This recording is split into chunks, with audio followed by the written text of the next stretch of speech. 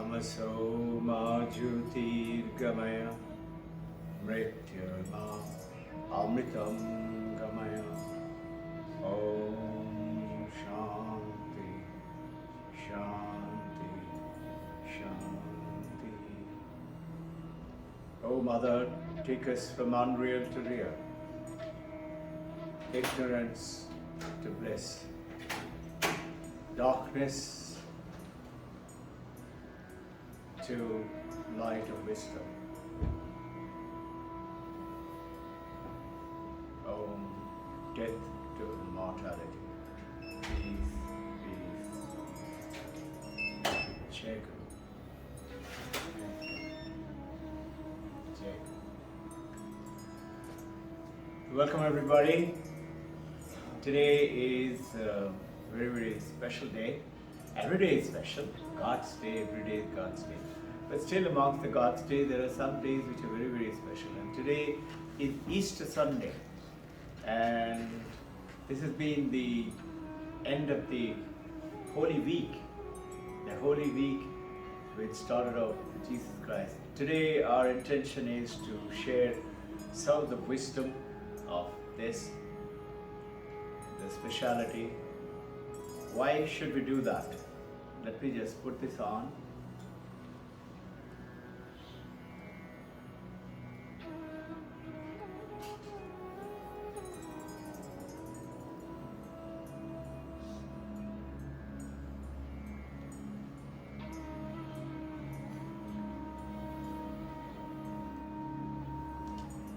So we should say grace in the Christian way. Grace is the blessings of the superior masters of the. See, I was just reflecting upon it that, say, you're a lady, you're a girl. A girl is playing so many roles. She's playing the role of a daughter, she's playing the role of a friend, a professional, she plays the role of a wife, of a mother, of a grandma, and it goes on. Same thing is with, let's say, men. You're at play so many roles. One person. The person is only one. That one girl, one man, one boy, and so many roles. Why can't God play so many roles? For us, we say, no. My God is better than your God.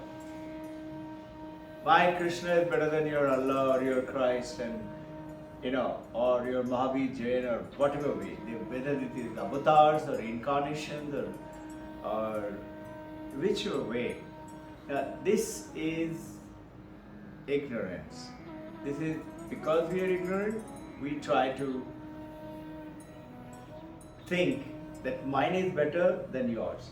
And this thinking comes in primarily because if you look carefully, right from the beginning, right from childhood onwards, we align ourselves with this body and the name and the form. This is me. You are not me. I am this, me. Come.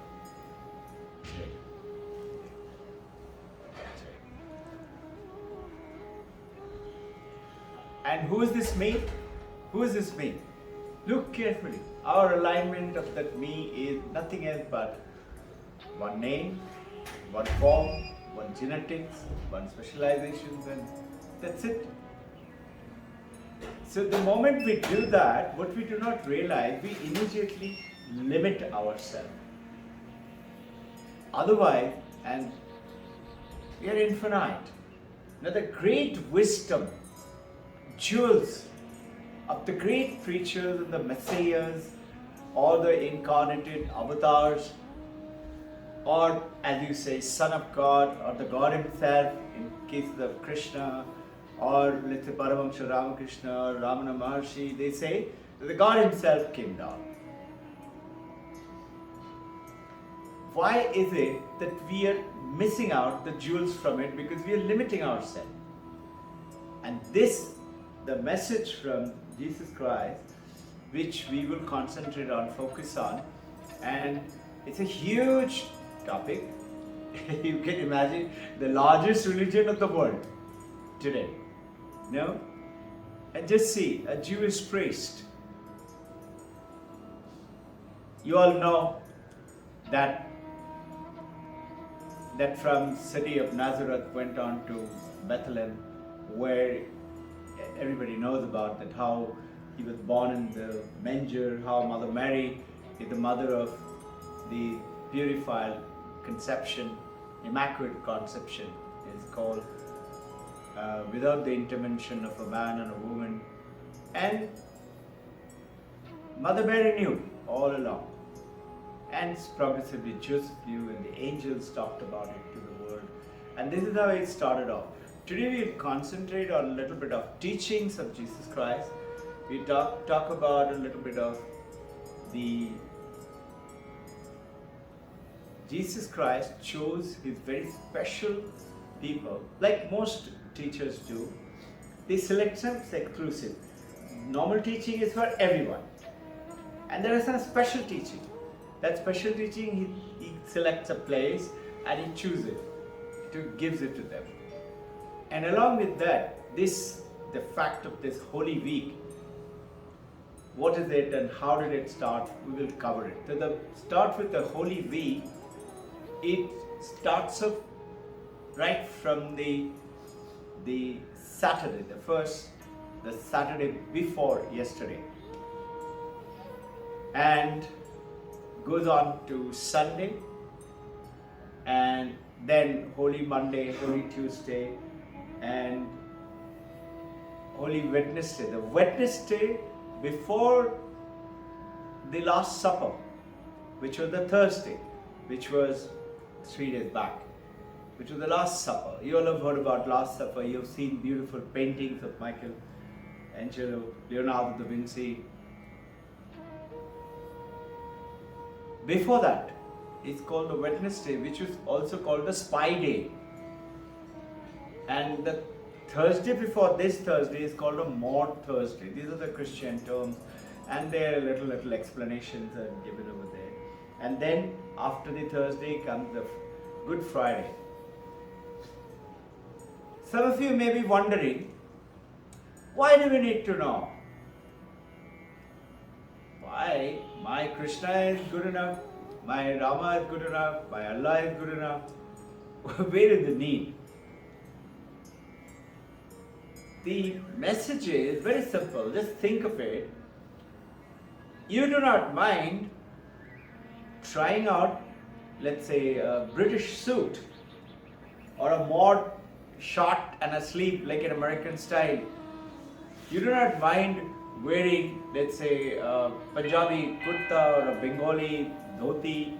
You do not mind wearing the clothes of, let's say, South India or Maharashtra or Punjab or anyway, whichever one.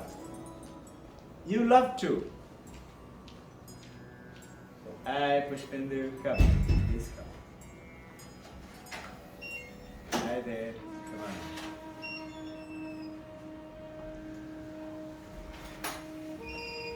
They've come all the way from Norway. Some of you may be remembering. Vijay, Satya sir. They used to come down here. Yeah, 15 years back. Yeah. And it must be almost about 10-12 years. Yeah, absolutely. 14 years in fact. Good. Good to see you back. Same. Welcome.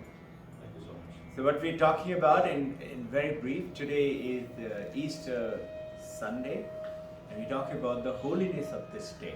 So we were just talking about that a girl plays so many roles. Girl plays the role of a daughter, plays the role of a wife, plays the role of a mother, plays the role of a professional, plays a friend, and several. So does the man. But there is only one man, there is only one girl who's playing so many roles.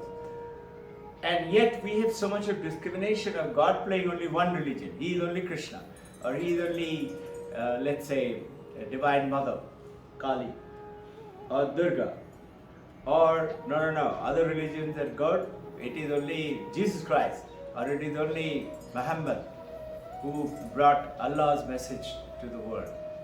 So this is basically because of the ignorance. And I was just covering just now that we do not mind trying out various food. You do not mind trying Kentucky Fried Chicken or McDonald's or Golgappa or Pav Bhaji from Maharashtra or Bengali Rasgulla or Aloo Puri or what is it? Rasil Kaima, no? Rasil Kaima biryani and Punjab or Mughlai food. You love to eat them. You love to try them. And including the Western to American to Jewish to Arabian food. You love them. If you can love all food, if you can love all kind of dresses and you can wear them, why do not we pick up the jewels of the great masters? After all, you call it water or pani or tanni or jal or you in French, everything is water. Everything is one. And as per Vedantists, yes, these religions are called theistic religion. Theistic religion is that one figure is the God. And you have to have what? Faith. There is a little problem in that, which is what the Vedanta is kind of bringing on the message across. And what's the problem? You have to have faith. So in the Western world today, first thing they will ask you, what's your faith? So this is how they identify you. Okay, so you're Christian, you're Muslim, you're Bengali, Hindu, whatever. That is one. In which, what is the problem? God is up in the heaven. Do you know there are 23 points one great theologian tried to write a book on proving God exists. Have you realized that the biggest problem for you and me to say, children often in the school, if God really exists, if it exists, why can't I see? And this question, and you and I try to say, believing in what? Believing on a faith. So, the sincere spiritual Vedantists say, hey, listen. Do you see the atom, the molecule? Or let's say I'm sitting in here, I've never been to Norway. Do you believe Norway exists? Do you believe, let's say, Washington or New York exists? How? Why? No, I've read about it. So there are thousands of books or millions of studies on various other things also. So this is nothing else but ignorance. It is just that we do not know. So my intention is, and the intention of the world over today, top specialists, they're saying, look, do you exist? You have no doubt that I exist. You have no doubt that you're right now in this ashram sitting and listening to this talk, which might put you to sleep. You have no doubt I was there and it was boring or it was nice, it was something. You have no doubt I was there. How do you know? Ask yourself. How do you know that you are here? You will not say, no, you can ask my friend, my colleague, ask Vijay sir. He will tell you I was there. Or ask my wife, I was there. You don't do that. You don't say, I had applied the eye scanner. You can check the record. You don't say that. My second question to you, and this is where the Advaita is coming in. Advaita is saying, do you have any doubt that you are there? You were there. Now look at it. From the theistic religion to Advaitic language is very simple. I show the picture and he said that was me. Who was that? 1-year-old baby. That was me. I was there. And then teenager, and then little grown-up teenager, and then adult, and then the young adult, and then the grown-up adult. And it goes on until you age, and then Jayate, born, Asti, we sustain, and Vardate, we grow. Our body grows. And then Viparit Nakshate, it changes. And then, meaning changes in that, in a good sense, it deteriorates. And then what? It goes to that status where it nashati, it dies. The body dies. But are you dead? No. He said, of course I was dead. That was me. That's the mistake. I'm not this body, I'm not this mind. Body can keep changing, mind can keep changing. So what is Vedanta saying? Changing and not changing. I is not changing. Body is changing, mind is changing. From morning, how many times our mind has gone into tussle, trouble? It's changing. Mind is changing, body is changing. Change the name also. I used to be Robbin Ghosh in the Indian Air Force. Air Force made me Robbin Ghosh. And from Robbin Ghosh I became Robin Hood. Why? Because I was very fond of hunting. I used to go for hunt, and when I used to bring back, big deer, sambars, blue bulls, something like that, I remember 110, and I cursed myself for killing so many. Those days it was just for fun. And I was the biggest hunter, so they called me Robin Hood. I became Robin Hood. Name also changes. Yours and my duty is to today, in the words of Swami Vivekananda, the entire life, you and I need to align ourselves with, in his words, very simple, 2 sentences. Vivekananda is saying, 39 years he left his body. He said, if you want to summarize my whole life, you can summarize it in 2 sentences. First, preach into the mankind their inner divinity. Hey, show it to them, tell them, you are not this little body, little mind. And I have heard, Aham Brahmasmi, Main Hi Brahma, and he will say, how can it be? Nikaragam Swami is writing, I am that. Somebody came and was visiting him in Mumbai. He used to, I don't know if you know about it, he used to live in the Dharavi slum. So from there, eventually he realized, I have attained Brahman now, status. He was very spiritual. So he said, now I'm going to Himalaya. So he started walking towards Himalaya with some of the devotees following. Suddenly he stopped and he said, no, we are going back. The devotee said, why, sir? You decided we'll go to Himalaya, we'll make some ashram there and we'll do that. He said, why? So the devotees were a little confused. Meaning they can't ask him why not. So they looked at him, sir, explained. He said, why Brahman is not there in Dharavi? So there is one, that time, he was about 78, 80. One of my grandfather of the child. He said, I want to spend night over here. I said, please come.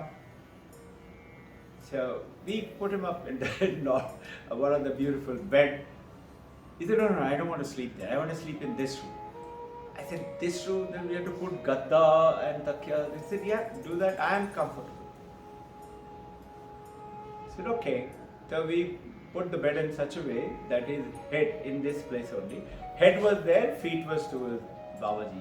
He said, why have you done it like this? Because we put the pillow that side. He said, so that you can see Babaji the whole night. Whenever you open your eyes, you can see. He said, no. How can I put my feet towards Babaji? His name is Ram Ratan Khandelwal. I said, Ram Ratan ji, एक चीज बताओ. He couldn't speak very good English.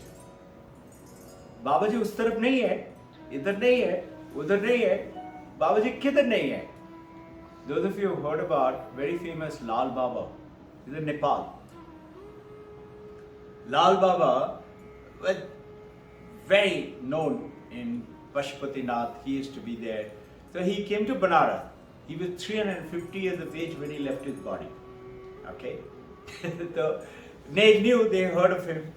And maybe other senior monk also there who were enlightened masters knew. Tailanga Mahaprabhu and all, they were contemporary.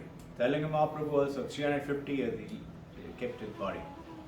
So he went to Banaras Mandir, the Shiv Mandir. So Pandits were all leaving, Pujaris were leaving. He said, now afternoon they will go for their afternoon, whatever, sleep or lunch or whatever. So they said, Baba, hum log mandir band kar rahe. So those days, not today, Baba said, it's okay, I'm here. And they have a lot of respect for him. He said, okay. And when Pandit came back, they thought Baba put his foot up on top of Shivling. of Banaras Shivling. Can you imagine? And the Pandits had a heart attack. What are you doing? He said, why? क्या हो गया? आप पाँव शिवलिंग के ऊपर रखा है? He said, oh, sorry, क्षमा कीजिए. So he moved his foot onto the right side, and Shivling came up there. He had to move another foot, Shivling came up there. There's lots of awareness, understanding of how we confuse ourselves and ignorant. Mirabai, she asked her husband very kindly, wanted to make a very special Krishna temple for her.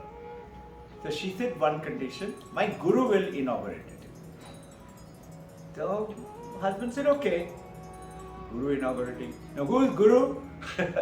Guru was a shoesmith professionally.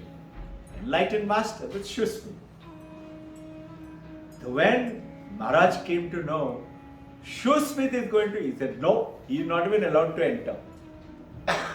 Mirabai is heartbroken, but what can she do? She doesn't want to fight up, and she's not a person like that. She kept quiet. Guru chose to go at the back of the temple and sit down there, and Mira told Mirabai, don't worry, I will inaugurate from here.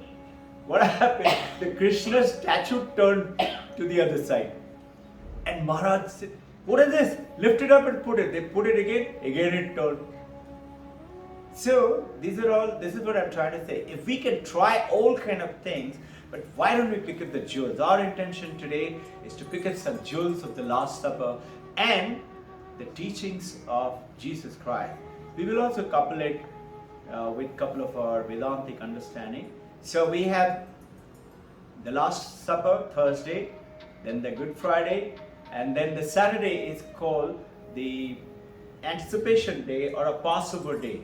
Get out these terms a little bit just for your knowledge, wisdom, knowing, nothing else. Then the Easter Sunday, which is today. Today at 3 in the morning, Jesus Christ resurrected himself as per the Christian belief and the records. And the teachings of the Jesus is in Matthew primarily, and which we will talk about it. From the Matthew, this is a beautiful book written by the Sermon on the Mount. Sermon on the Mount, Jesus Christ went into the mount and he chose his favorite few disciples and he should talk to them. What did he teach them? Lot of articles. There is somebody called Evergrace. Evergrace is approximately about 300 years after Jesus Christ. Very young guy, became very powerful priest and very young age, and he became almost started to head the priesthood, the churches and all that. And then he suddenly realized he got a dream, Evergrace. He got a dream at night. Too many people used to come to him that you're becoming too worldly.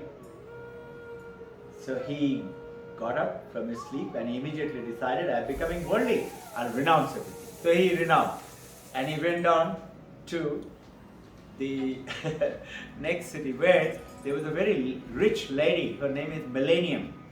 Millennium is to run a nunnery for the lady monks, and she used to look after them. There were almost 150, 200 of them monks. So she received Evergrace, and Evergrace started staying there, though it was a ladies' monk, but he was given a room. Soon enough, everybody there started to come to him.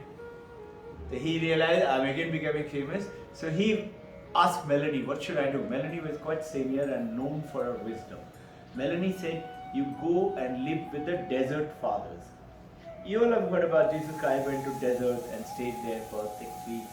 And he, met devil, he met God, that story, part of it. So they all go into the desert and sustain. You and I talk about, tapasya and sadhana and meditation. When you read about them, you'd be surprised to how to take away this desire of the flesh. Evergrace stood in the desert in a well. There was water in that well. in the desert. It must be a oasis or something. In that water, and it becomes very cold at night. Desert. Those of you who've been through desert, it becomes very cold. And he used to stay there. They would not keep anything which is, they call it my own. And they said, my Father in heaven will take care of me. This is how they have done suffering. Ever grace, and this is Imitation of Christ by Kempis. This book, you'll be amazed to hear Swami Vivekananda. He used to say what? Preach into the mankind their inner divinity. Tell them what they are. They're not this body, they're not this name, there's something else. And second is what? Manifest it in every walk of life, that inner divinity. Two things. Manifest it. So I got a message long time back that start this journey. Try. And you and I didn't know anything about Vedanta. But today we are not doing bad. We know pretty okay. We are pretty alright. And we're doing okay. So, Vivekananda used to carry two books wherever he went. One was Ashtavakra Gita, and second was this. Is that powerful? So naturally, when I heard, I said, I must study. What was Vivekananda used to study? Yeah. So this is how the journey took place. So basically, this Holy Week reminds us about the selfless sacrifice, suffering by Jesus Christ, a Jewish priest, knowing fully well, he knew everything, and yet he stayed on. He knew that on the Thursday night, this is my last night on this earth. Thank you. Mandukya Upanishad. I think all of you are quite champion at it now, no? I didn't know anything about this. But today, we have made an effort. And Divine Mother Saraswati, with Mother of the Universe, Mother Kali, and Babaji and Krishna and our Gurus, they come and bless you. They make your understanding clear. When first one of the boys asked me, Sir, if God is there, can you show him to me? I went on to various logical explanations and things like that. And then later on I realized I should be able to show it to them. I asked, why not? And today you can see. But it is not like the way Ramakrishna Paramahansa showed it to Vivekananda, which you could see within you. By who? By yourself. And when? Right now. It's not a complicated thing. So it is just this understanding, and we limit ourselves. Why do we limit ourselves? We call ourselves a name, a body, and a form, and a gender, and a role that we play, professional role. That's how we are limiting ourselves. So, I have to keep an eye on the clock. So what is this? By limiting, what we are doing from the childhood onward, the moment we limit ourselves, we are trying to please this one. By the food that we want, by the article that we want, by the iPhone 14 or the Samsung 23, or the Mercedes or the Rolls Royce or the car or the house or the building or the partner. And this is what we go on to once we go on to the teaching, you will see Vivekananda is telling. I'm going to join up with a little bit of, not purely on the teaching, so that understanding is simpler, better, and it's universal. Vivekananda is saying, don't be ordinary. Same message from Paramahansa Yogananda. Just tap into yourself. Want to, desire to be special. Do something, Paramahansa Yogananda is saying. Do something which nobody else has done. And become that special person. And just watch how you will be able to do it. The whole universe will come and help you in doing that. Why are we limited? Why doesn't the universe help to the guy who doesn't have food? It does help, but to a limited extent. Why is he then suffering? So there's a beautiful book. It's not here, I'll give it to you. Pushpandu, remind me, I'll give you that book. If God really exists, why do we suffer? All of you have that book, right? I was guided to put on those points. It's from Upanishads only, but it's for you and me. We can understand it and read it. Why is that guy suffering? There is a reason for that. So the God in this universe is not created because of God curses you, God punishes you. God is ever loving, ever caring. Why should He punish? Jesus Christ on Thursday night after the Last Supper. We'll go over them.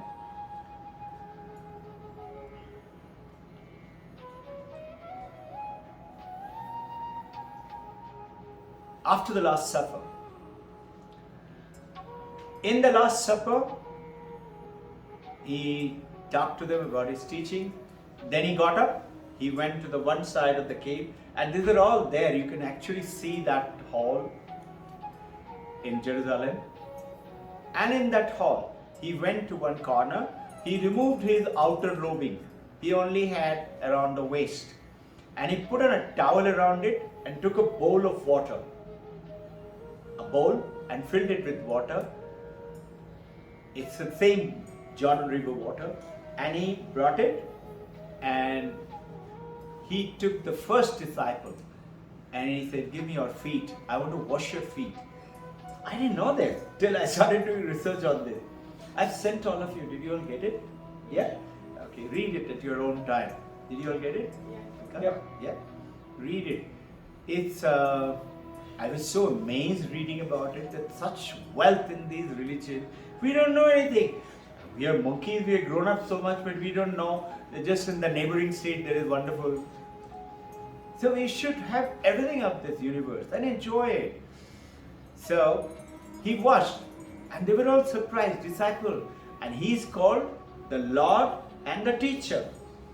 And He came to Simon Peter. He washed everybody, nobody objected, till He came to Simon Peter.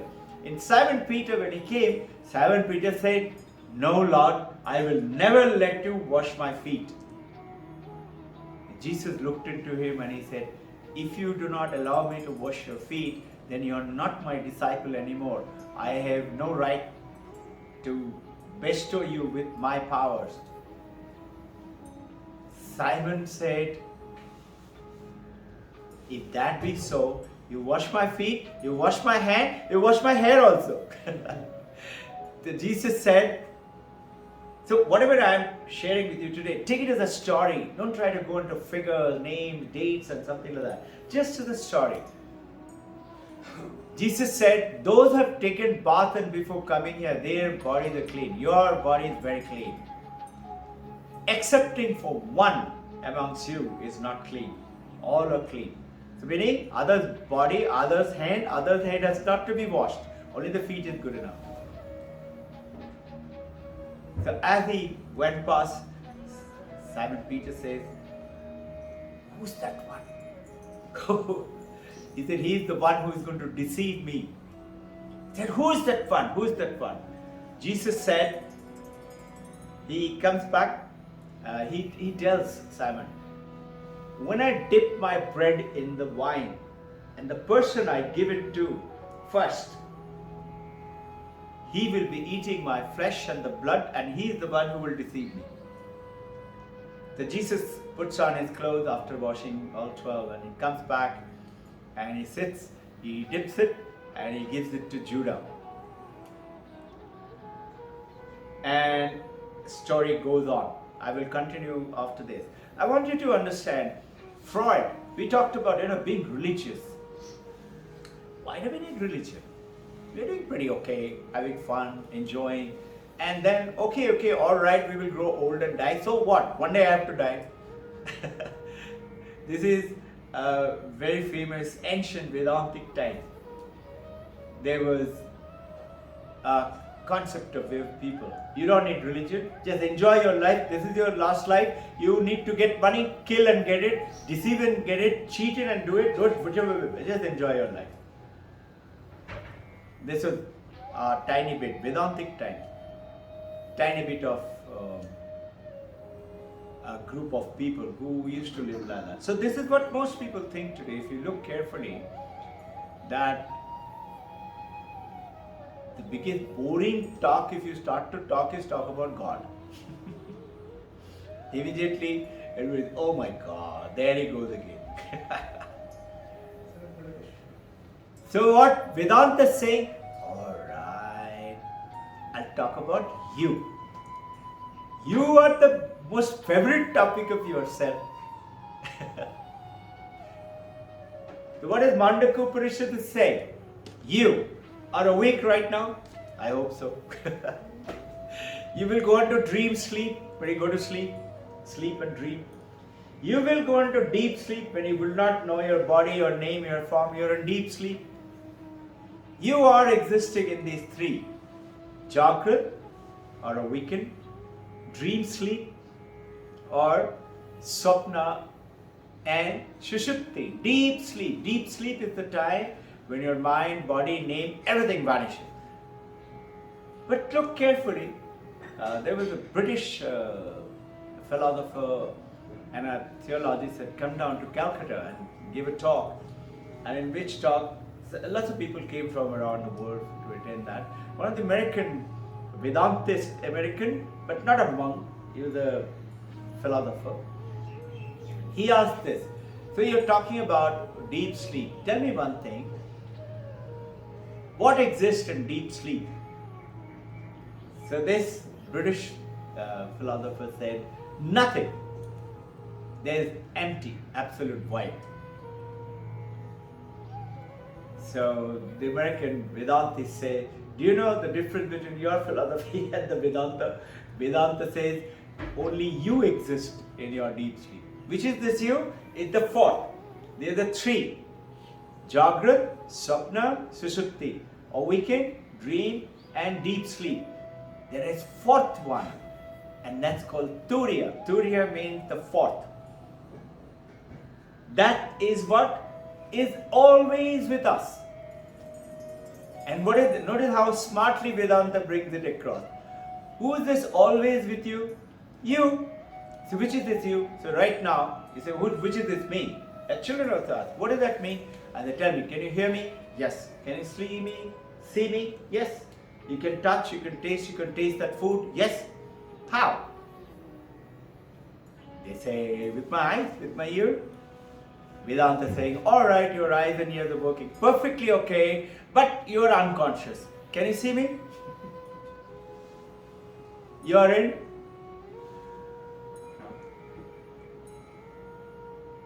That chart. Thanks.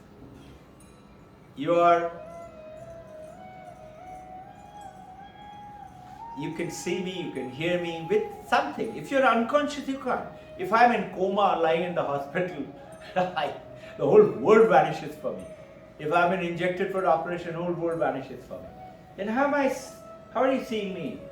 So Vedanta goes ahead and said, it is that. Vishwanti, you remember Shardama? Yeah, of course. Yeah? So the whole world, I use this for the children and some of the new parents. Whole world is being gathered by us by our five senses. So I see the tree. Tree doesn't enter my eye.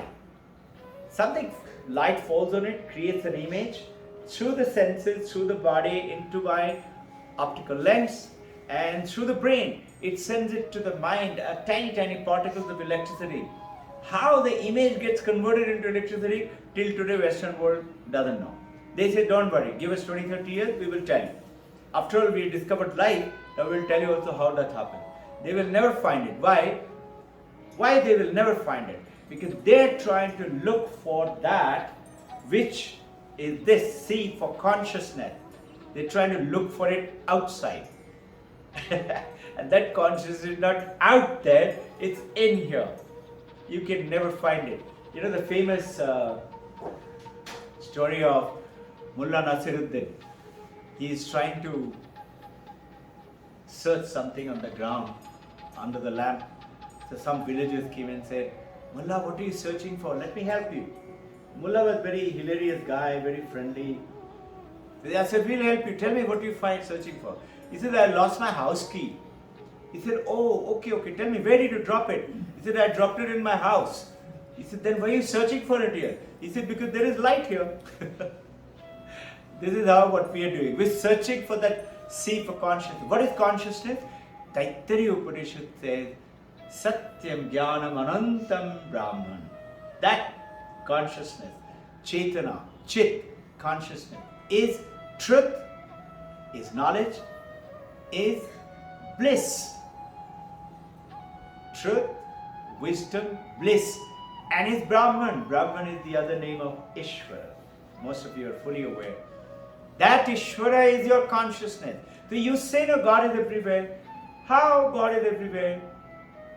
Where is it that there is no consciousness? Anywhere in this universe, including consciousness in this computer or in this table. Is it consciousness in the table? Yes, it is there. Only thing is, see, you and I have a physical body, gross body, or sthula sharira. We got a sukshma sharira. Mano, buddhi, chitta, ahankar. Those are the four things we have, called sukshma sharira. And then we have something, and that is the Karana Sharira. That Karana Sharira through which the consciousness is attaching. How? Imagine the consciousness is compared generally in the Upanishads like the sunlight.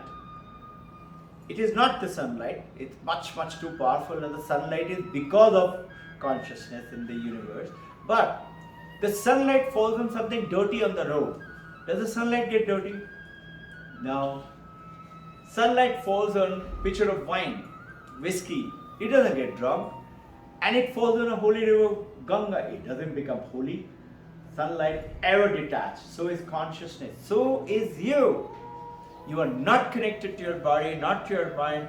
Now, what happens when you become nirvana, attain oneness? You become Jesus Christ. This is how, after the Last Supper, he goes on to the desert of Zion, desert mountain kind of thing, which is the other side of the Mount of Olive, and this is Mount of Zion in Jerusalem. And there he goes, and he takes Simon Peter with him, and one more. I've forgotten that name. Simon Peter, he tells him, you all sit here, I will go and pray. He goes inside and he prays. And he cries. He said, Father, he says, Lenny, why have you forgotten me? Lenny is in that Greek language. Why have you forsaken me? Meaning, he realized that this is my last night. Why do you want me to leave my body? He doesn't get an answer. And he gets up, he comes back. He finds where he left his after the Last Supper, they must have had little bread and wine, or whatever the reason, they were all sleeping. And he was very surprised. He said, I told him this is the last night, but they've gone up to sleep. He wakes them up, tries to wake them up, they didn't wake up. So he goes back again. He said, okay, I'll go and pray for some more. Again, Simon Peter, and he goes back, again he prays. Like that, second time also comes. They don't wake up, the devotees. Again he goes. Third time, when he comes back, he said, come on, wake up. They are coming to take me. See, at that time, Jesus could have easily gone on to the other side of the Jerusalem, where his disciple Lazarus, who just woken him from dead. He was dead for 2 days. He is Mary and Martha, two sisters. Lazarus was his favorite disciple. And he said, Jesus, we are calling for you, you didn't come. And see, he is dead for 2 days. They luckily get the body. Just imagine. Just think. Jesus told them, I am not late. And with him, hundreds and thousands of people had come, and more than 100 witnessed that. He said, do you believe? He asked Martha and Mary, do you believe? You have to believe it first. He didn't say you have to believe it. He said, do you believe that I can make him all right? He said, yes, Lord, we believe that you can resurrect him. But isn't it late? He said, I have no doubt. And he said, arise, Lazarus. And Lazarus shook up and let go of foul breath and came up. Hey, read autobiography of Yogi. Paramahansa Yogananda went running from Calcutta, cycling almost 23 kilometers, a little less, about 18 kilometers. 23 is to Chandanagar. I know it because I was living there. And he was in Rishra, Sri Rampur. Swami Yukteswar Giri. He goes to his guru. And Bishtu, if you read that, Bishtu, he had brought him about 6-7 months before to introduce him. But somehow Yukteswar Giri didn't pay attention to him. And Paramahansa Yogananda, being a very wise disciple, understood that he is not paying. He got angry with his guru and he took his friend back.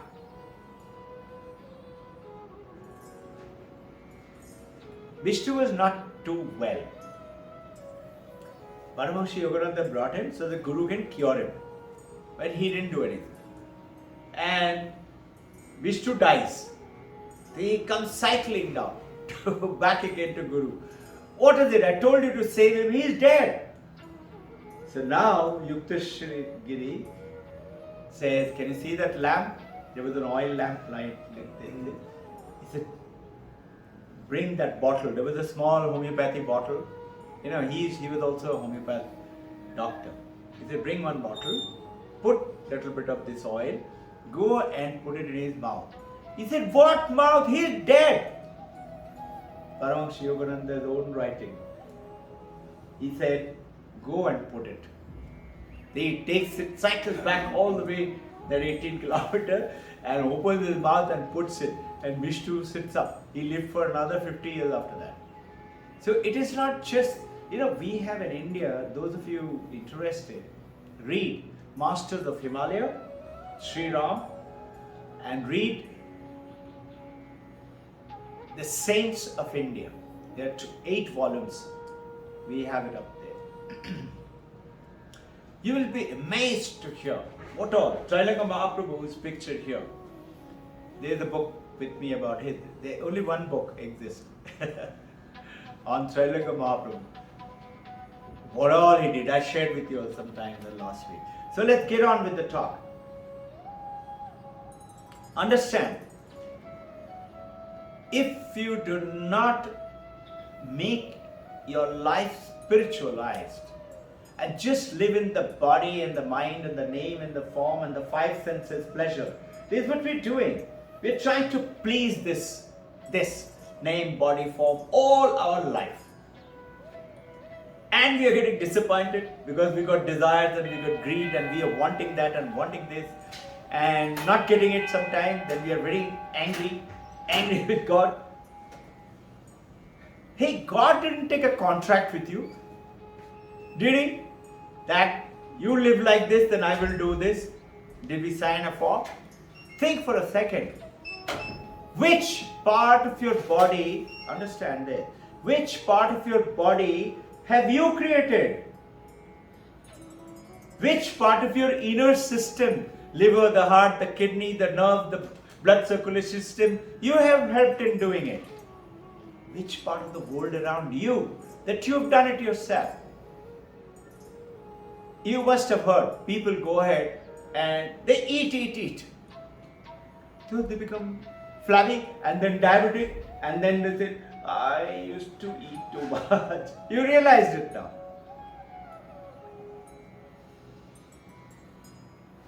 Why? Because now to please your senses and what? Just 3 inches.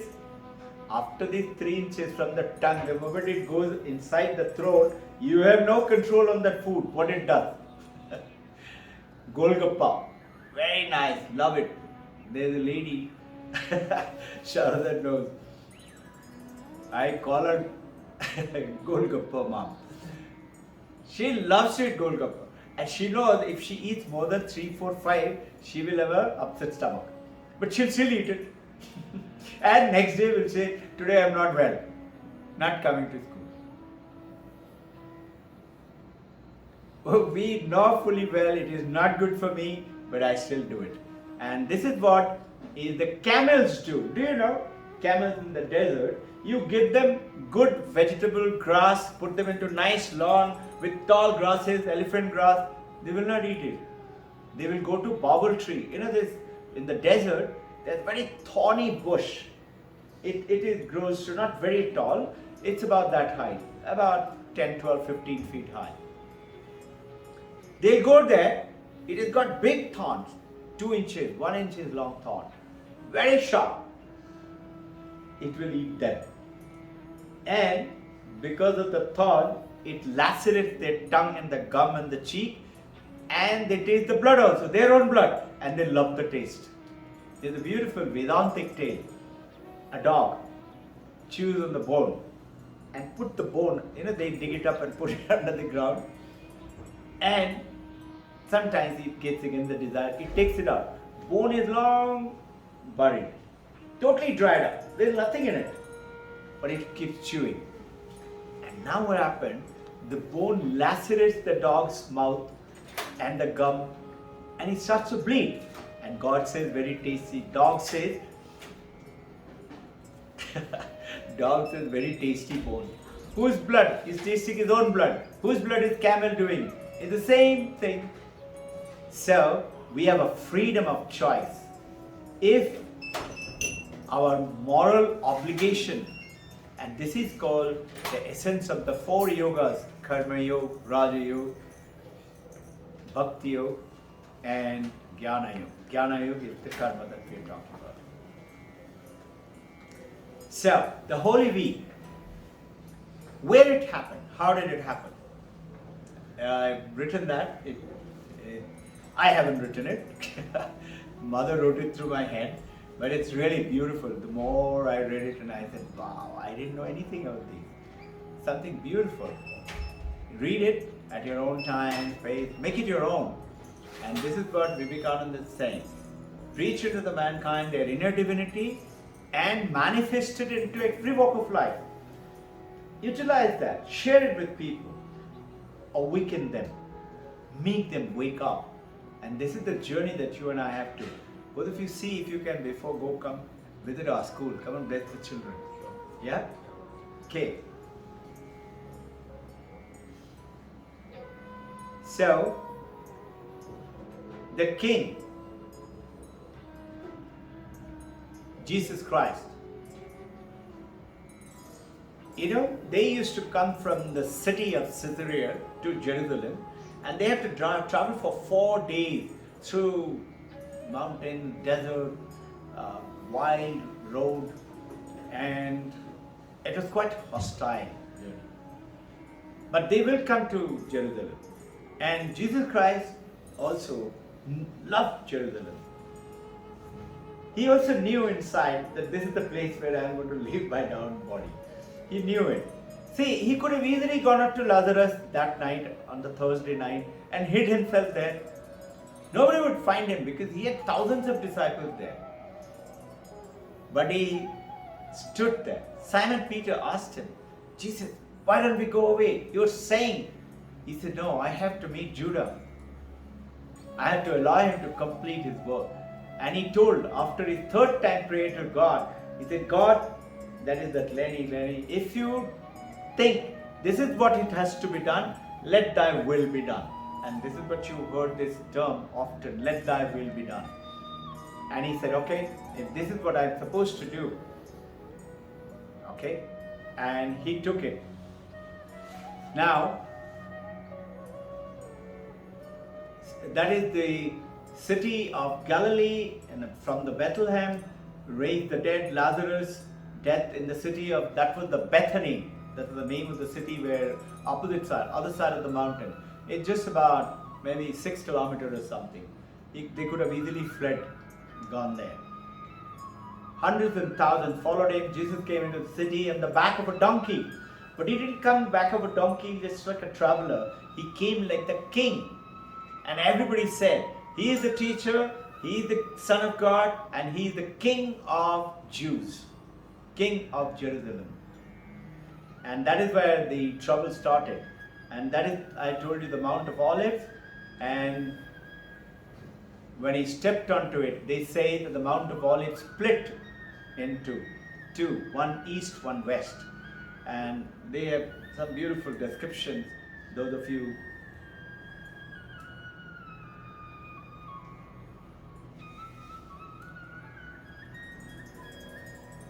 After the Last Supper, it's called the Passover meal.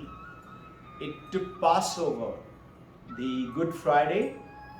The meal was to pass over the Good Friday, where he will renounce his body, and go on to the Saturday, when called the Day of the Anticipation, or also the Passover. To go on to the Easter Sunday, by 3 a.m. he would resurrect his body and go. His journey, as it started off,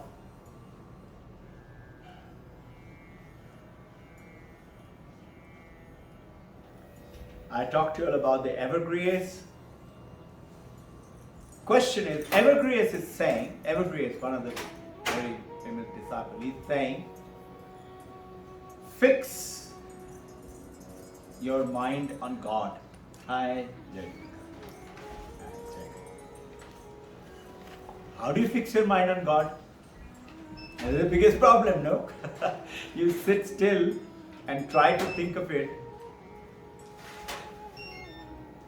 Asha was saying the other day, and they're Pushpendu and Megha, they come from Norway. Pushpendu, they're our parent. So, how do you fix your mind on God? And notice, Vedanta is saying what? Chitta Suddhi. 4 principles. What is Raja Yoga saying? Ayama, Niyama. What are those 5 plus 5 principles? Ayama, Ahimsa, Satya. Those 5 principles, and the 5, which is to purify your mind, purify yourself. And Evergrace, he wrote down the book on prayer. I will cover with you with this book. Is called the Procurcus of Chapters on Prayer. Yeah, Procurcus. It talks about how should we live in this world. It talks about how to fix the mind. So what does he say? He says something beautiful. He says, when you go to a temple or a church, you remove your slipper. You remove your chappals, no? He says, just like the slipper, the sandal, you remove, you make your mind, understand there, you make your mind deaf and dumb. Now, how do you make your mind deaf and dumb? Deaf is what? Can't hear. Dumb is can't talk. So, Evergrace is talking about it. Don't listen to what people are talking about. Shut your mind. And when the thoughts will come, don't let you be ruled by those thoughts. Don't react on what people are talking about. And dumb is what? Once you hear somebody is telling, only that much. And you straight away say, why did you do it? You straight away react. You get my point? Sunday cricket match. Good that all of us are here, but lots of people are watching cricket match now. Or maybe the replay. Wife is telling son, he is getting bored. Why don't you, father, read to him? The father is very interested. He said, yes. Come here. It actually happened. His name was Dhruv. 3.5, 4 years, less than 4. Was studying with us from mother's womb onward. Father was to read. The father naturally reading and saw interesting something. He said 1 minute and he kept on watching. Dhruv is so small. Father thinking, what does he understand? So 2-3 times Dhruv tried to do Papa something. Papa said, yes, 1 minute. Good Papa, very nice father. But now, suddenly, after a while, he realized Dhruv has taken the book and turned his back to his father and put the book there, and he's making some sound. Father said, Dhruv, what are you doing? Dhruv is reading out. Imagine, with his 3.5, 4-year-old child reading that book. How? Why not? Think for a second. We show the technique how to do that in our school. Think. Does Dhruv know at 6 months of age who is my mother? How does he know? How does he know this is my Aji, Abu, this is my father, this is my grandpa, this is my house? If you take a 6-month-old, 1-year-old baby, you are 2 years old, going to be 20 months now, no? Grandson. You going, coming back from, let's say, FedEx Mall. You're going towards your car. You intentionally don't stop at your car. Start to go past. You will see your grandson will lean towards the car. He knows this is my car. How do they know? This is called picture vision technique. So they learn to read, they learn to do anything. So, mother got very angry. Of course, didn't say anything. Said, so nice, and said, Dhruv, you come with me. And father is still watching the cricket. Very interesting match. Must be India, Sri Lanka, or India, Pakistan. And suddenly, ta-da! Noise comes from the kitchen. Father jumps up and comes running to wife. What happened? What happened? She looks at him and says, nothing. She's the one who dumped it. And just to draw their attention, they'll break away from it. Next day, they were coming and telling me. She was laughing and telling me, see, I got his attention. No? And then she was telling, can you imagine he's reading? So, let's stick on the journey. How can we fix our mind? Deaf and dumb. And how should we live in this world? Now, if Moses, those of you read, Moses went into the desert and the bush caught fire, it was burning with fire. God created it for him to create a temple over there. But Moses, when he wanted to go to the fire, he couldn't go. Till he got a message, remove your shoes. In the desert. So he stepped away for a while, removed his shoes, and now he was allowed to come to the fire. Those of you who read this, you understand this. This remove your shoes is what make yourself deaf and dumb. Stop being a father, mother, son, daughter, professional, uncle, whatever. When you walk in, just walk in with the purity of your mind, and you are pure. Only thing you and I have forgotten. And we think, I'm Robbin Ghosh. This is me. They are not who I am. I'm something very special. So, this supreme divinity, consciousness is beyond all thoughts and perception. We cannot perceive with our mind. You cannot judge it. You cannot touch it. You cannot describe it. It is beyond. Why? There is a beautiful definition in Vedanta, but if I go into that, I will go past the time. It's already 11:20. And then it is talked about, there are only 5 things in the universe that you can express with your word. And your consciousness, which is God, which is Ishvara, which is beyond those 5. So you cannot express it. This is why we say that God cannot be expressed. But if you approach God with awe, surprise, and cry with your prayer, like Jesus Christ cried, reference to this, like Paramahansa Ramakrishna in Kali Mandir, in Dakshineshwar Mandir, in the Ganga Ghat, he will roll on the ground.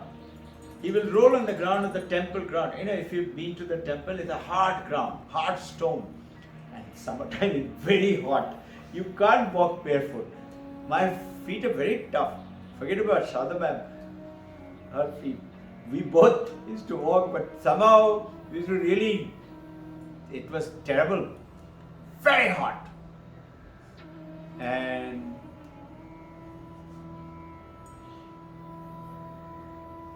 like that,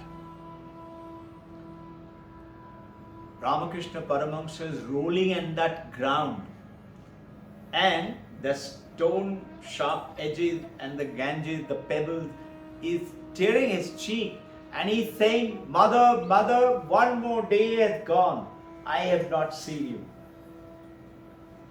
Say, are you Mrinmay or Chinmay? Mrinmay is, are you mitti ka bana hua, or Chinmay, made of consciousness, Chetana? So this, when you and I can, whatever prayers you're doing, if you truly can pray with tears in your eyes. There's a story in Hollywood. There's a lady actress.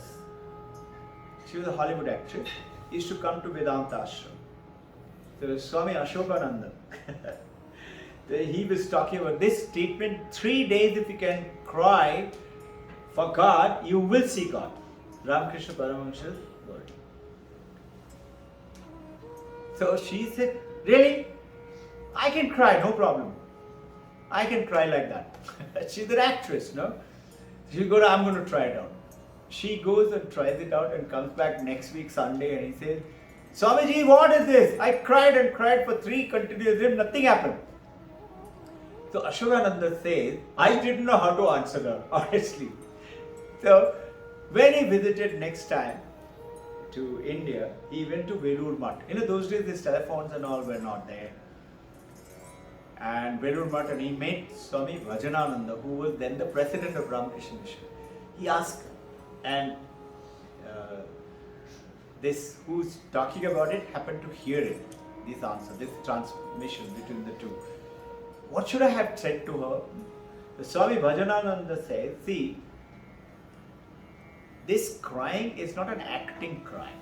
This crying has to be, it has to be sincerely, genuine, from your heart. It has to be like that. But some of these very sincere, serious monks, they say, even if you are acting and crying, that is better than not crying. Even if you're crying, even if you're making up your mind and say, I'm going to cry. Hey, to cry, you have to make an effort. And effort is all what is required. This is what I am getting the perception. And I think it is something which we need to understand. So, we are actually now looking at it from the angle of the Jesus Christ. He said, we are not praying for God. We are praying for something that we want from God. We are in a begging mode. Give me this, give me that. Make that person okay, make that person alright. Or like that. It goes on. So praying for solution to our problem. Though, nothing wrong with that. If you cannot ask your father and the mother, champion.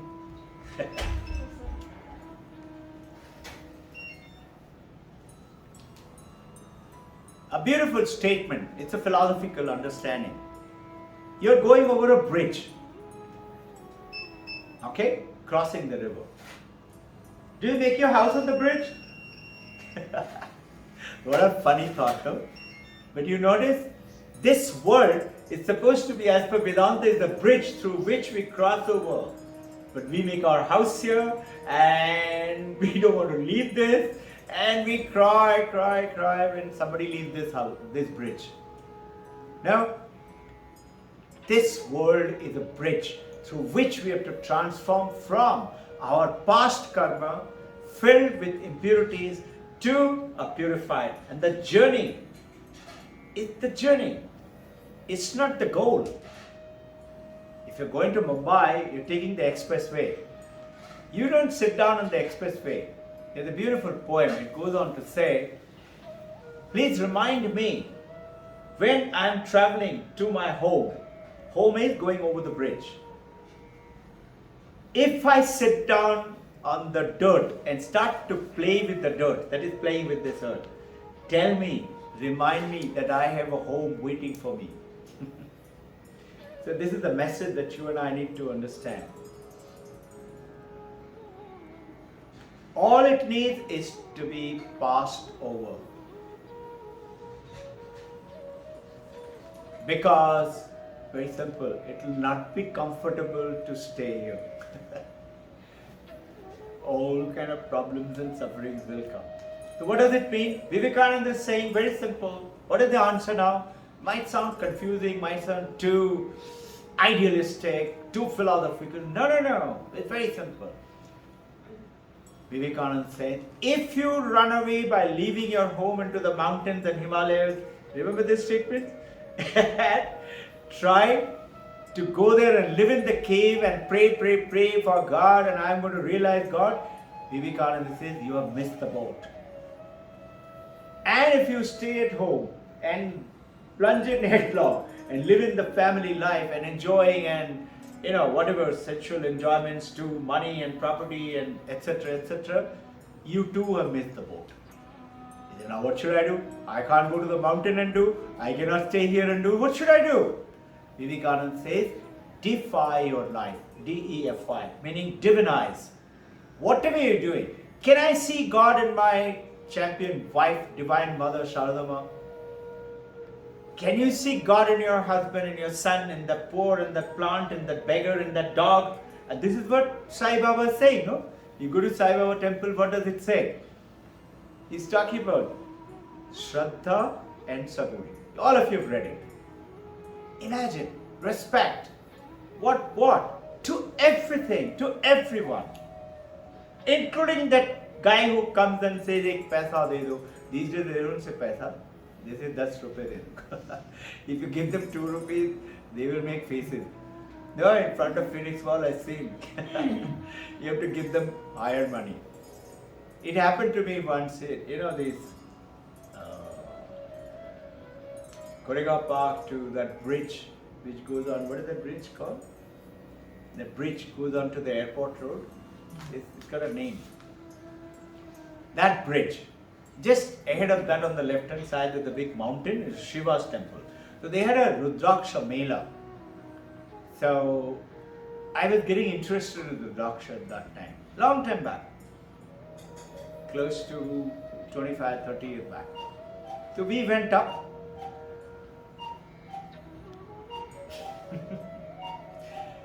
And as we went into the temple, there was somebody came, and I have been telling everybody, if you want something in your life, give it first. I've been telling that time also. If somebody comes and does this, give it to him. What? Anything. Your time, your harmony, your compassion, your care, your money, whatever. Whatever they're coming for. Maybe they're coming to get your solace, little bit of kind words, whatever it is, give it to them. So I put my hand inside and some money came up, I'd forgotten. I think it was a 50 rupee note. I gave it to her and I'm feeling very great. We had some disciple teachers also with me. So ego, no, I'm showing it off. 50 rupees de diya. Anyway, went into the temple and almost 2 hours time we spent. Very nice Rudrakshas were there, and now we are coming out. Same team, all of us are coming out. As he came out, same girl was again. And I told him, Abhi to diya tha. And I came to my car. And as I was opening the car, I got a message. Yo monkey, she's asked you second time, give it to her. So I, without opening the car, went back and gave it, and I felt very happy. I realized I learned a lesson. Anytime anybody does this, give it to them. Whatever it is. So now, feel purer, feel lighter. Now, Evergrace is saying, pray first for the gift of tears so that by means of sorrow, you may soften your, he's talking about metli melices. That is, your request will be heard. It will be granted. This is what Evergrace, who realized. If God is real, he's writing, if God is ever present, if God is to spend from all philosophy, then the techniques, devotion, ritualistic, etc., theologies, it should be able to access directly.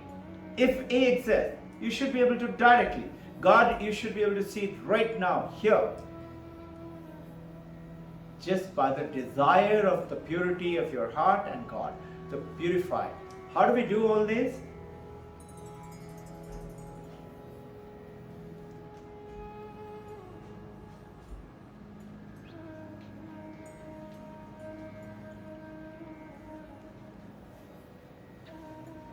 Going into Vedantic term is saying mumukshattam, mumukshattam, mumukshattam. You remember sadhana chatushta? Yeah? Viveka. That's how Vivekananda is named. Viveka is knowing what is real, what is not real, discarding what is not real, holding on to real. Vairag. When you discard what is not real, that is Vairag. And then Shata Sampatti, third. Shama, controlling of your senses. Dhamma, controlling of your senses. Shama is control of your mind. Dhamma is controlling of your senses. Uparati, collecting all the power within yourself instead of outward. Have you realized what do the five senses do? That is what the Evergreens is saying. That make your mind deaf and dumb. Why? The five senses is taking us outside from us to there. What is there? The world. I see it, I hear it, I taste it, I touch it, I smell it. That is the world which is coming to, and what does it do? It dumps it onto our mind through the brain. And the mind is reacting onto it. And this is how our life is today. So when you make your mind deaf and dumb, you concentrate. So, Shama, Dhamma, Uparati, Titiksha. Don't let it go. Hold on. I will. And Shraddha. Unless I have Shraddha for anything, flying, mathematics, teacher, anything, how will I learn it? If I start to say and try to keep on asking questions to philosophy teacher, and philosophy teacher, there are two ways to ask questions as per Vedanta. One is, I'm very smart, I'm very intelligent, I'll catch you. You are saying something wrong. I will go and study in Google, something must be wrong. So, I have no Shraddha for the teacher. I'm going to catch you. This is one way of asking question. The second way of asking question is, I am not understanding it. It's beyond my head. But I want to understand it. That's the second way of, with respect, with Shraddha, you're asking a question. This is what the Evergreens is talking about. He said, very simple. If you weep sincerely, it softens your heart and your heart will melt it and God will come. Paramahansa Ramakrishna giving a beautiful example. He said, notice, mother is given the baby toys to play.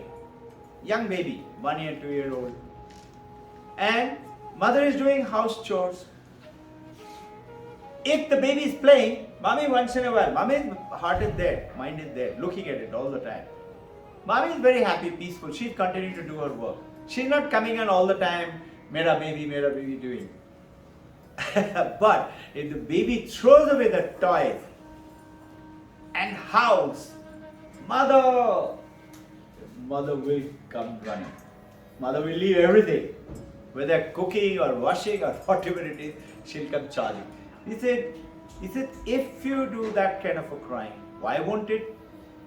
So now, going into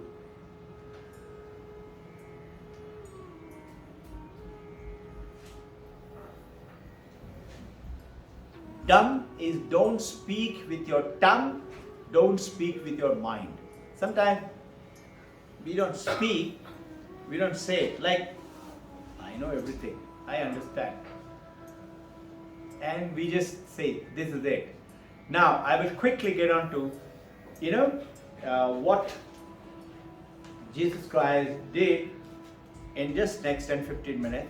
In the Sermon on the Mount, this was the Mount of Beatitude. Beatitude is the blessings of Jesus Christ. Most of the masters, they do it. Ramana Maharshi used to do it. Ramakrishna Paramahansa used to close the door in Dakshineshwar temple. He will see nobody there and he will sit inside and he will not just talk. These are not words. He should transmit that spirituality to them. This is what Jesus used to do. So, this is what is called beatitude or the blessedness. That once you hear it, your mind becomes very calm and peaceful. You will notice it happens with you, with your grandma. If your grandma likes you, as you go to grandma, you feel very happy. You can do anything with grandma. And mother may be saying, what is this you're doing? No. Kapliyal sir is saying grandfather also. Yeah, it is. They know. So they're calm and quiet. In this, this is Swami Pranavananda. He's a monk of Vivekananda's order, Ramakrishna Mission. But he's given that entire sermon and the Vedantic. There is no difference. There is a similar kind of a teaching which he's talking about. He's talking about this Mount, Sermon on the Mount is in the plateau of it's called the Khorazin Plateau.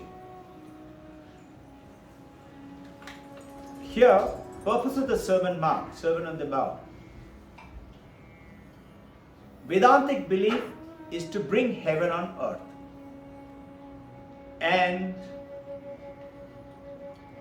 bring the message of the God by Jesus Christ through his mouth to the people around. You know this question, Hans Kuhn. Hans Kuhn is the priest who was the teacher of the current Pope.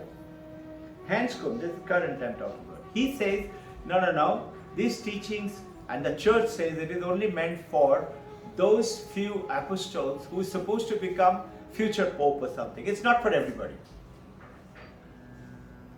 Tolstoy, on the other hand, he goes ahead and says, it is to establish the kingdom of heaven on earth.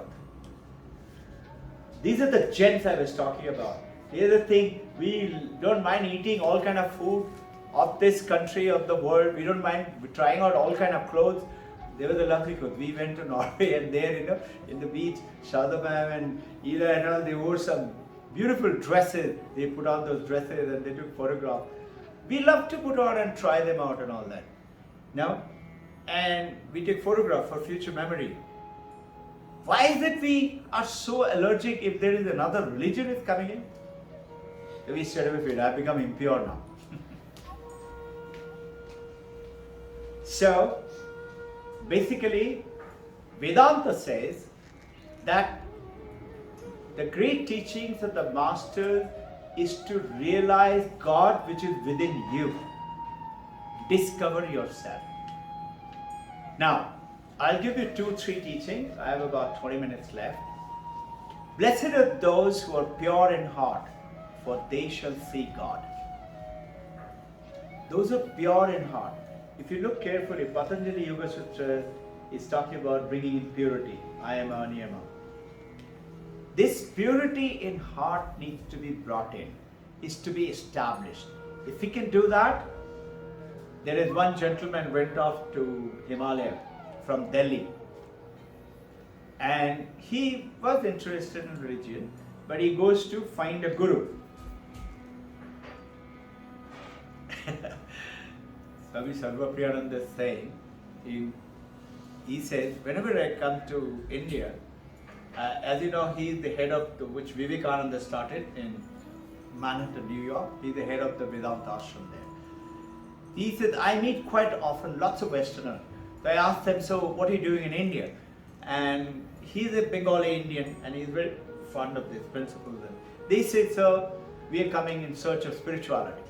He said, okay, so have you found? He said, no, I'm searching for a guru. He said, okay, you're searching for a guru. How long are you searching? He says, 20 years. They're coming for 20 years back to India and going back. So, this is not how. Gurus are always there. And Atma Param Guru, your own soul, spirit, get connected to it. This is what, so this Uttaranchal, Tapriyal Sir's country, state, one monk, And this guy from Delhi goes there and he says, Maharaj, समाधि दीजिए, मैं 7 दिन का छुट्टी लेकर आया हूँ. So Guru says, समाधि बहुत आसानी है, मैं 2 मिनट में दिला दूंगा, पहले मन को पवित्र करके आओ. You understand? You have to purify that mind. If we purify our mind, you will. So what is it saying? Those who are pure in heart, for they shall see God. In which Gospels of Mark, Luke, Matthew and John all are talking about. What is this purity? Very simple. Sounds very complicated, very simple, difficult in practice. What is it? Don't find fault in others. Tell the truth. Satyameva Jayate is our country's Ashok Stambha. How many adults, children do you know, people do you know who don't tell lies? Very simple. Establish truth in your life. Purity. Don't see fault in people. Fault in yourself? Yes, good. To purify yourself. But it is not fault in yourself, meaning in you that supreme consciousness, but in that mind, in that little senses which we are talking about. We cry for children. Most of us cry for children. We cry for our partners, with sickness, for disease, for loss of money, loss of court case, losing our mobile. We cry, we feel very, very bad. But who cries for God? And God is where? Nowhere else within you. You're not searching for it. As per Vedanta, as per Christian theological, it's up in the temple, in the church, maybe Sermon on the Mount, wherever. If you truly search for it, his second sermon. Blessed are the poor in spirit. Poor, P-O-O-R, poor in spirit, for there is the kingdom of heaven. What does this mean? And these are all very beautifully explained in this book. And it is given in the Matthew. Now, poor in spirit is humbleness. Who is poor? Those who are very humble, bent down, not egotistic. I know everything. Our spiritual dogmas. I know so much. And Vedanta talking about amanitya. That is very simple. Something for me to learn. I come with an open mind. I have to learn. I remove my chappal. That means I have not come here as a professional, as a father, mother, wife, or with suffering. I've come here just to pick up something. Here is where? Anywhere. And Adam Nityam. Amanityam, Adam Nityam. Adam Nityam is conceit of learning. I know everything. I need to find the best guru in the world because he will find the best disciple in me. This is what we hear all the time. We are not, anything else but thinking of ourselves with lots of egos. And which is there's a beautiful story. It's a 12th century story. There is this guy, wherever he would go, he would sprinkle Ganges water to purify. Because I'm a Brahmin. I cannot touch impure places, impure people, impure things. It happened to Shankaracharya, Shankaracharya took bath and was coming back, 4 o'clock in the morning. And he saw one Chandal, Banaras Road, you know that story. Banaras Road, it's so small. Imagine a Chandal. Chandal is the one who hunts around and cuts the goat and sells them meat and things like that. Is sitting with 4 dogs on the road. A Shankaracharya, pure Brahmin Acharya, he cannot touch dog, he cannot touch that Chandal. So his disciple says, Hato, Hato. Shankaracharya is standing. And there is a beautiful book written on this. That Chandal says, why? That same Brahman that you're worshipping for is not in me? and this dialogue goes on between the two. Shankaracharya says, who can realize this is my Guru? And he does Sashtang Pranam. And this Chandal vanishes. He was Shiva himself came to teach him. It's a beautiful story of Shankaracharya's life. Similarly, this Pandit, he was invited because he's very poor, very good, by the gods of heaven on a special assembly, invites this Brahman in human body. He goes there, carries his Kamandal. This is a very famous play, 12th century play. He goes there and he's looking around, all the seats are occupied by the god. He's thinking, where am I going to sit? The Brahma, the creator of the universe, he says, come, I can see you have no place to sit. Come and sit on my lap. Imagine, creator of the universe is calling this Pandit, come and sit on my lap. And this guy Pandit goes and throws Ganga Pani in Brahma's lap. This is how conceited we could be possibly is this the journey. The people with such pride cannot learn. If I already think I know, then you have to be poor in spirit, then only you will have kingdom of heaven with you. Humbleness, humility. And I will learn from anybody. You know Dattatreya, very famous.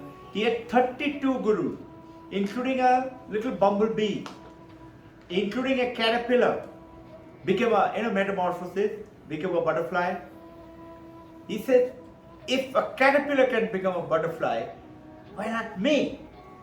And like that, a kite up in the sky, caught a fish, swooped down, caught a fish and went up. And you must have seen sometime when the kites catch some food or take something, all the crows go after them. Kite is trying to avoid the crows and flapping away to glory, and apparently the food must have been a little heavy, so you can't go up and up beyond the crow. And all the crows, I have seen it many times, all of you must have seen, 50, 60, 100 crows are after that kite. And eventually what does the kite do? Dattatreya learned from it. The kite lets go of the food. The moment it lets go, all the crows go after the food and the kite is free now. This is what he's saying, let go of this world. So going ahead, cannot just pick and choose and think that you have understood. You have to be poor in spirit. Then only there is possibility for the kingdom of heaven. We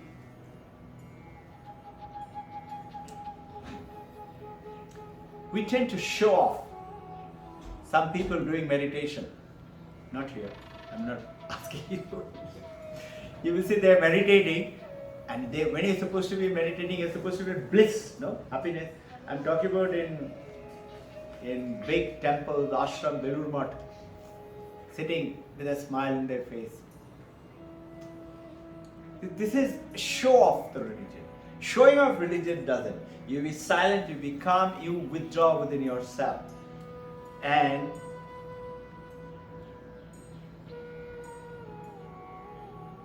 I will, because I have tremendous quality, and throw away those poisonous natures, transcend them, become poor in spirit. Throw off those what? That kite which you were carrying, throw it off. So being humble. Next, third one. He said, blessed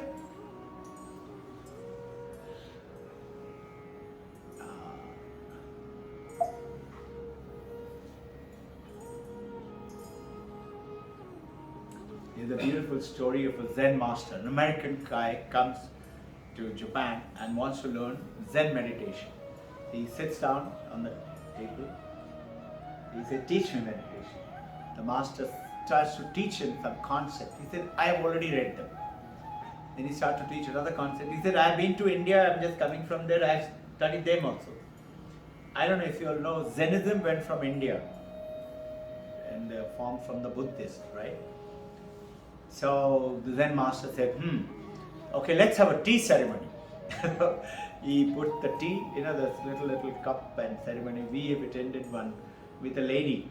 You'd be surprised, this lady, very young, glowing, literally glowing, very fair and glowing.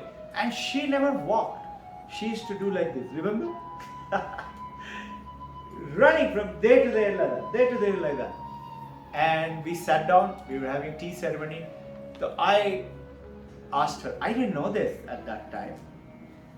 I asked her, where did you learn Zenithism? What age did you come to ashram? She said at the age of 13. I said, 13? Must be 10, 20. She could be easily 30, 40 years old. I asked her, what's your age? There was a translator who translated. She was then 78 years of age. You couldn't believe she's 78. Now, I asked her, where did you learn Zenithism? Is it from you? I said, me? Meaning? And translator said, from India. I didn't know that. Is it?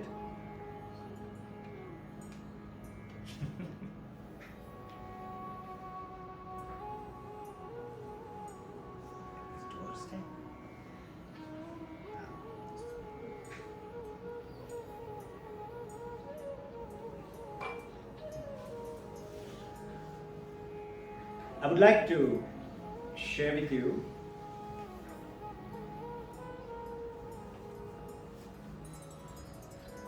this book. While I only told him don't have to put the power on, the battery is strong enough. This is Second Coming of Jesus Christ. This is written by Paramahamsa Yogananda. And if you read in the first volume, there are lots of things. It's explaining entire Second Coming of Jesus Christ. He's talking about, let's say, the fifth one.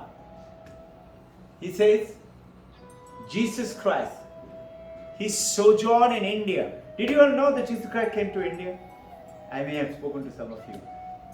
You all know. He came to India, and there are lots of books. We have them in the school, some of them here also. Jesus came to India, he lived in them.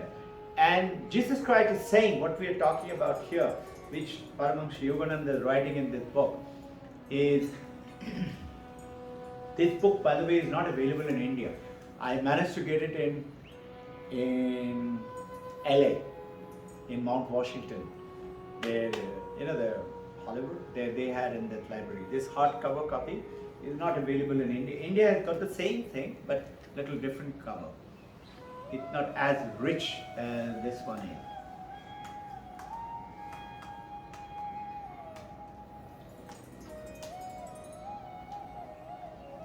So, there he's talking about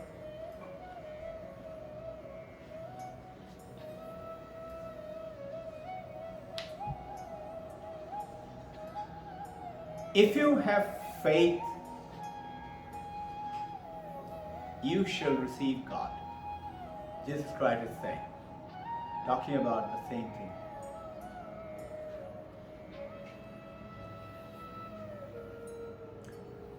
So, these are, what we look at it. Let's look at it. Why should Paramahamsa Yogananda has to go down and write such a beautiful book? It is to bring about an awareness in yours and my mind.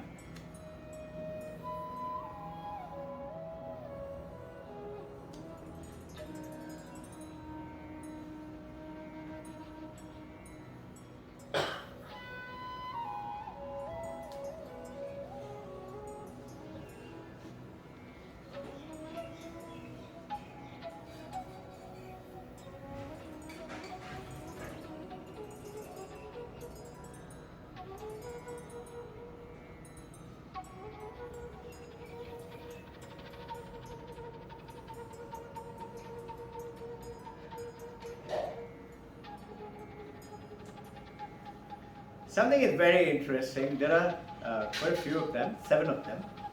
I'll tell you the next one, and then we will break for exercise.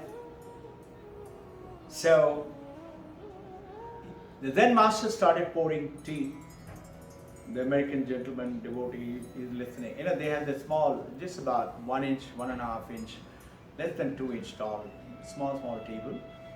It's a little bigger than this computer. You sit on that. And he started pouring tea. Cup got over and started to overflow. The American guy said, "What are you doing, sir? It's overflowing." So Zen Master said, "Precisely, unless you empty your cup, how will you learn, how will you taste my tea?" Meaning, you have to empty your cup. This is what is called the story of being poor in spirit. Sister Teresa, praying. Sister Teresa never used to eat. I don't know if you all know. And every Good Friday, those parts, I don't know if you know, the nail which was used to pierce Jesus Christ was 7 inches long. Can you imagine?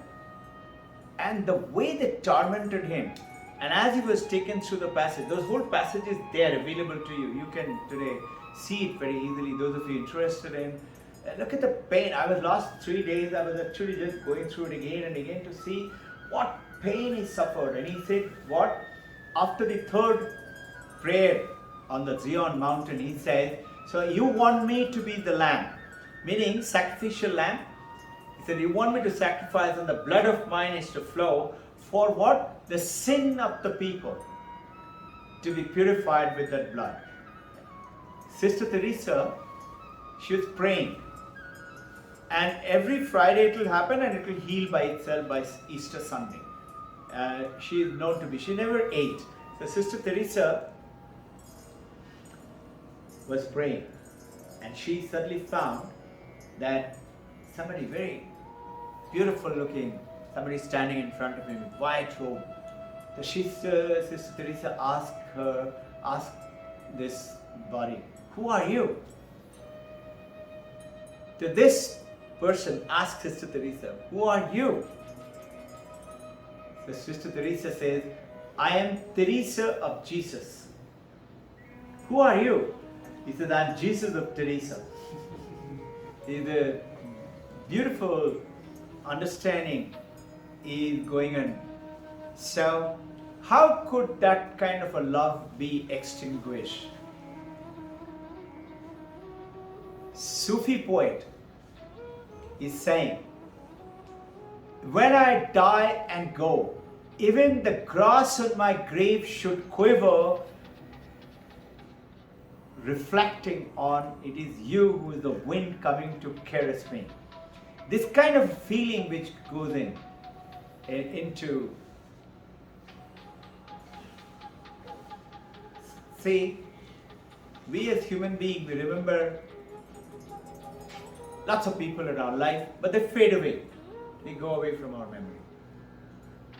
And the same thing has happened to us. We are so engrossed in our body and the mind and the name and the form and the job and the function and the role that we play, that the supreme presence of that consciousness which is within you, or if called theistic language, God in the temple or God in the heaven, is forgotten. What is God in the heaven? Unfortunately, our priests, what do they say? Some of the gurus, so-called Pandit, will say what? If you've been a good girl, good boy, then when you die, you will meet God in the heaven. When you die, I cannot come back and catch him. I have not met God.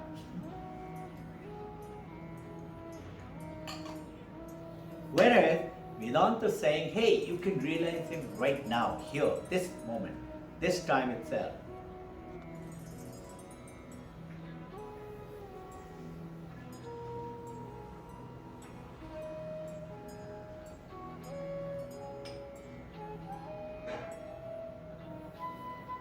I told you about this.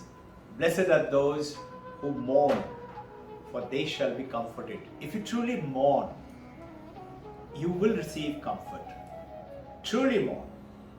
And this mourn is not for things, mourn for the absent. And this is what Evergreen is saying in his prayer. If you can cry for God. So God is who? Name it anything. Jal, pani, tanni, water, you in French, everything is one thing. Everything is one. All river waters from the river, from the lake, from the mountain, either through evaporation or through the down of the river, it meets the ocean. Isn't it?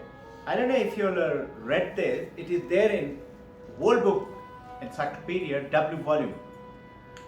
It goes on to say how much of water is there on earth today as it was when the earth started. How much is it? More, less or same? What is it? Same. See? Same. Thank you. It is. Most of us think it is less. Most people say less. That's why we are suffering. No? Whereas it goes on to say, the water that you're drinking right now may have been the water 30 days back you took bath in it. Or Alexander the Great may have drank it 2000 years ago. I've never forgotten it. I read it long time back. Must be 30-40 years back. It's in the W volume, it is there.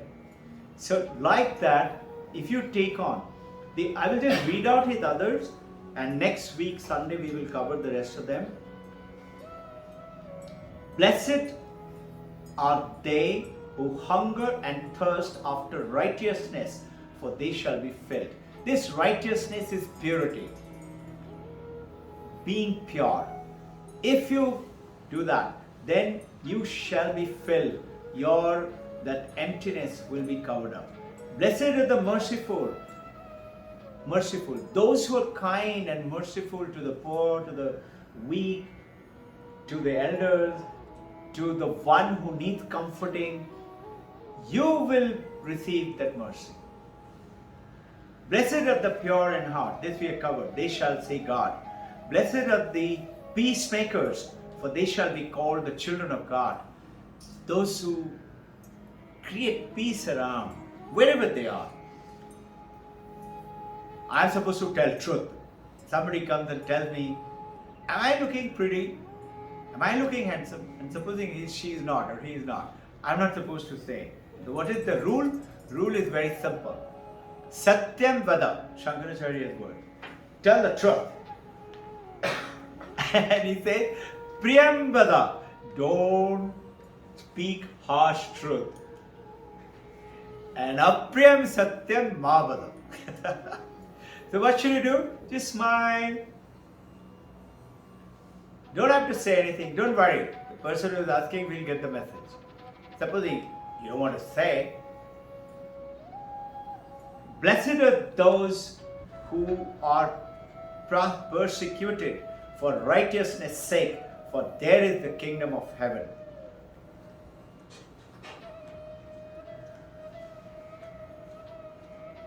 Ramakrishna Paramahansa Vivekananda's guru used to say, if you truly search for God, you will take it from anyone. Just like he said, suppose you are thirsty in the desert and you found an oasis and you go there. I don't know if you've been to oasis. These days modern oases are much better. You go to Dubai, you'll find some oasis there. But the oasis, the water is not very clean looking. And camel is also drinking from it. And you drink from the same water. And if you're thirsty, you will drink that water. He says, in Bengal, there are ponds. And they got this scum, they're called water weeds. They're all around, like Mullamutta River. If you're really thirsty, he says you'll remove the scum and drink it. So if you're really searching, you will find the Guru, the teaching you, and you will drink it. You will find it also.